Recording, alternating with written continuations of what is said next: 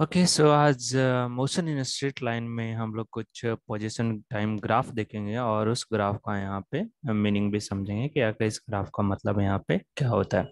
सो यहाँ पे मेरे पास बहुत सारे पोजीशन टाइम ग्राफ है जिसका अपना अपना एक मीनिंग है और अलग अलग कंडीशंस में अलग अलग इस ग्राफ को यहाँ पे यूज कर सकते हैं। जैसे फर्स्ट ग्राफ में अगर मैं चलूँ तो इस ग्राफ में अगर आप देखें तो यहाँ पे मेरा पोजीशन टाइम ग्राफ है और इस ग्राफ का मतलब ये भी होता है कि ऑब्जेक्ट जो है वो स्टेशनरी है क्योंकि उसकी पोजीशन टाइम के अनुसार चेंज नहीं हो रही है। हमेशा याद रखेंगे जब भी ग्राफ यहाँ पे देखें तो टाइम एक इंडिपेंडेंट टर्म है फिजिक्स में जो किसी के ऊपर डिपेंड नहीं करता है, तो वो हमेशा जो होगा डिपेंडेंट इंडिपेंडेंट एक्सिस पे ही होगा। सो यहाँ पे पोजीशन जो है वो टाइम के अनुसार चेंज नहीं हो रहा है, तो मैं बोल सकता हूँ कि ये इस पोजीशन टाइम ग्राफ में या ये पोजीशन टाइम ग्राफ जो है एक स्टेशनरी ऑब्जेक्ट को शो कर रहा है, right. So this is a curve of a stationary object. तो ये एक स्टेशनरी ऑब्जेक्ट को यहाँ पे रिप्रेजेंट कर रहा है, राइट।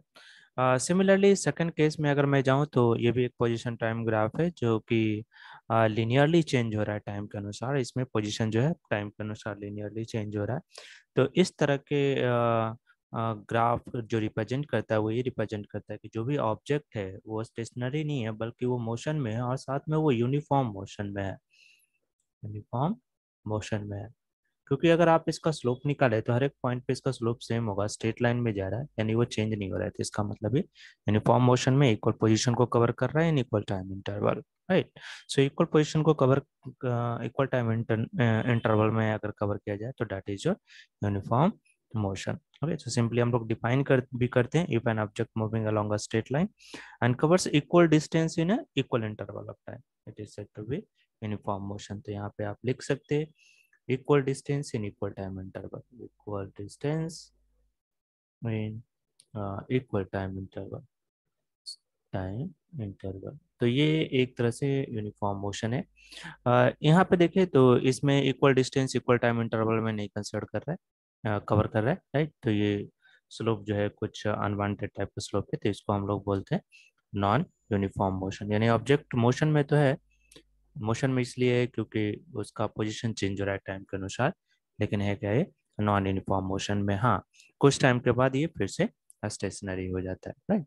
सो ये इसका on the basis of position time graph हम लोग मोशन को डिफाइन कर सकते हैं कि वो स्टेशनरी में है या यूनिफॉर्म मोशन में है या नॉन यूनिफॉर्म मोशन में है। उसी तरह से मेरे पास कुछ और पोजीशन टाइम ग्राफ है और इस पोजीशन टाइम ग्राफ को हम लोग देखेगा on the basis of velocity कि वेलोसिटी के बेसिस पे आखिर ये क्या रिप्रेजेंट करता है। सो यहाँ पे हम लोग जानते हैं कि वेलोसिटी जो होता है nothing but your rate of change of position. जब पोजीशन किसी भी ऑब्जेक्ट की चेंज हो रही हो विथ रिस्पेक्ट टू टाइम, तो कहीं ना कहीं ऑब्जेक्ट जो रहा होगा वो वेलोसिटी उसके पास कुछ ना कुछ वेलोसिटी रही होगी। क्योंकि यहाँ पे अगर हम लोग वेलोसिटी का इक्वेशन लिखें या स्पीड का इक्वेशन लिखें, सो वो आपका हो जाएगा, लेट इट भी अगर एवरेज स्पीड यहाँ पे लिख रहा हूँ तो nothing but the total distance by time, इस तरह से। उसी तरह से वेलोसिटी देखें तो आपका हो जाता है net displacement by time, right, इस तरह से। सो अगर मैं इस पोजीशन टाइम ग्राफ को on the basis of velocity देखूं तो अगर ये ग्राफ इस तरह से लिनियरली जा रहा है, स्ट्रेट लाइन में जा रहा है, तो ये रिप्रेजेंट करता है कि इसका जो वेलोसिटी रहा होगा ऑब्जेक्ट का वो पॉजिटिव रहा होगा।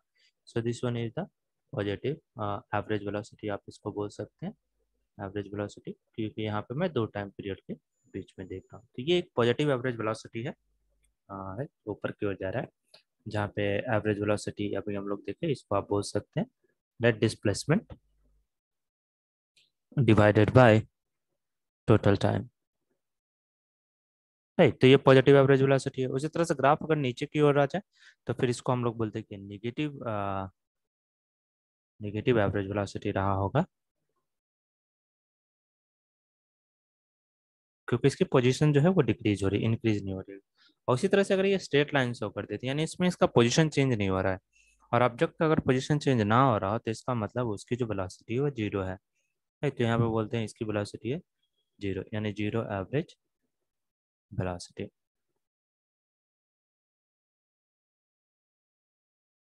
राइट, इस तरह से। सो ये कुछ पोजीशन टाइम ग्राफ था on the basis of velocity. तो पहला हम लोग देखे कि मोशन के बेसिस पे ग्राफ क्या रिप्रेजेंट करता है, पोजीशन टाइम ग्राफ। उस तरह से वेलोसिटी के बेसिस पे हम लोग यहाँ पे देख सकते हैं कि आखिर ये पोजीशन टाइम ग्राफ क्या रिप्रेजेंट करता है।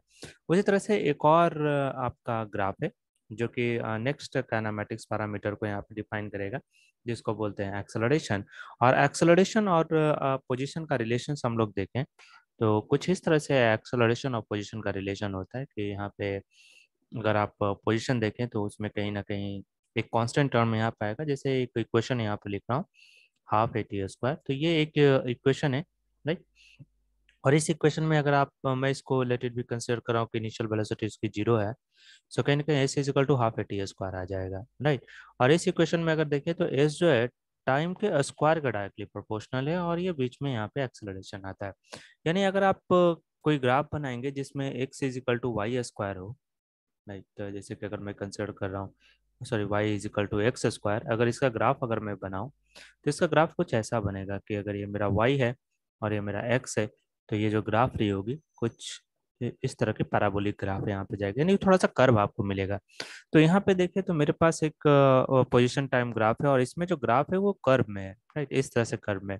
सो ये कहीं ना कहीं इस एक्सेलरेशन को यहाँ पे रिप्रेजेंट कर रहा होगा, राइट। दिस वन ऐसे इक्वल टू स्ट्रेट लाइन रहता तो वेलोसिटी को रिप्रेजेंट करता, और ये पैराबोलिक या इस तरह का कर्व अगर आ रहा तो कहीं ना कहीं वो रिप्रेजेंट कर रहा होगा एक्सेलरेशन को। तो ये जो फर्स्ट ग्राफ को अगर हम लोग देखें तो ये ऊपर की ओर जा रहा है, स्लोप नीचे से ऊपर की ओर जा रहा है। तो ये जो रिप्रेजेंट करता है, ये रिप्रेजेंट करता है आपका पॉजिटिव एक्सेलरेशन, पॉजिटिव एक्सेलरेशन। यानी ऑब्जेक्ट जो रहा होगा उसका एक्सेलरेशन पॉजिटिव रहा होगा। पॉजिटिव एक्सेलरेशन होने का मतलब उसकी वेलोसिटी इंक्रीज हो रही होगी, जिसके कारण से उसका पोजीशंस भी यहाँ पे शार्पली इंक्रीज हो रहा है। तो इस तरह से गर्व नीचे की ओर जा रहा है, और अगर ये नीचे की ओर जाए तो इसको फिर हम लोग बोलते हैं नेगेटिव एक्सेलरेशन, सैड मोड में है, राइट, एक्सेलरेशन। और अगर ये कांस्टेंट रहे, राइट, इस तरह से, सो इसका मतलब स्ट्रेट लाइन अगर इस तरह से रहे तो इसका मतलब जानते हैं कि ये पॉजिटिव एवरेज वेलोसिटी होती है, और यहाँ पे वेलोसिटी आपका चेंज नहीं हो रहा है, राइट, वेलोसिटी रिमेंस कांस्टेंट है। तो ये इस तरह का ग्राफ अगर आप देखें तो ये रिप्रेजेंट करता है आपको जीरो एक्सेलरेशन, क्योंकि अगर वेलोसिटी चेंज नहीं हो रही है तो कहीं ना कहीं वहाँ पे एक्सेलरेशन जो है वो जीरो रहा होगा। तो ये जो है जीरो रिप्रेजेंट करता है, जीरो एक्सेलरेशन, राइट। सो इस तरह से पोजीशन टाइम ग्राफ जो होते हैं वो डिफरेंट डिफरेंट चीज़ को यहाँ पे बताते हैं। जैसे on the basis of motion भी पोजीशन टाइम ग्राफ देख सकते हैं, on the basis of velocity भी हम लोग पोजीशन टाइम ग्राफ देख सकते हैं, और on the basis of acceleration भी हम लोग पोजीशन टाइम ग्राफ देख सकते हैं, राइट। आगे जाके कुछ और ग्राफ देखेंगे। मोशन इन स्ट्रेट लाइन का ये एक छोटा सा टॉपिक था, आगे कुछ और टॉपिक कवर करेंगे। Okay, bye, thank you.